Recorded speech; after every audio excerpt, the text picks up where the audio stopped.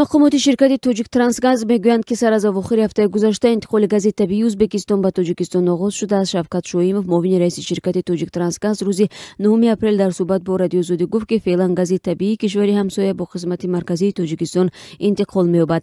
Як мақоми дигари ин ширкат дар суҳбат бо радиозудӣ гуфт, ки феълан интиқоли гази табиии Узбекистон барои тавлиди алюминий дар кӯрхонаи Талко сурат мегирад. Ба гуфтаи ӯ, интиқоли гази табиӣ ба вилояти Суғд дар шимоли Тоҷикистон низ имконпазир аст. Ба иттилои ин манбаъ, Узбекистон ба хотири рушди ҳамкориҳо қимати ҳар 1000 метри мукабби гази табииро барои Тоҷикистон 2 маротиба камтар аз нархи ҷаҳонӣ, яъне $120 муқаррар кардааст. Ин дар ҳоле аст, ки қаблан раҳбарияти ширкати Талко гуфта буданд, ки агар арзиши гази табиӣ аз Тоҷикистон гарон бошад, ҳамчунон дар тавлиди алюминий аз ангишсанг истифода мекунанд. Раҳбарияти Тоҷиктрансгаз гуфта буданд, ки феълан интиқоли гази табиӣ ба манзили сокинон матраҳ нест, зеро аз соли 2012 ба ин су баъди қатъи воридоти гази табиӣ аз Узбекистон бештари аз сокинони Тоҷикистон лӯлаҳои интиқоли гази табиӣ ба хонаҳояшонро тахриб карданд ва хатари сар задани инфиҷорҳо дар манзили сокинон аз эҳтимол дур нест. Тоҷиктрансгаз гуфта буд, ки баъд аз барқарор сохтани лӯлаҳои интиқоли гази табиӣ дар манзили сокинон, аз саргирии интиқоли ин маводи сӯхтӣ барои аҳолӣ имконпазир мешавад.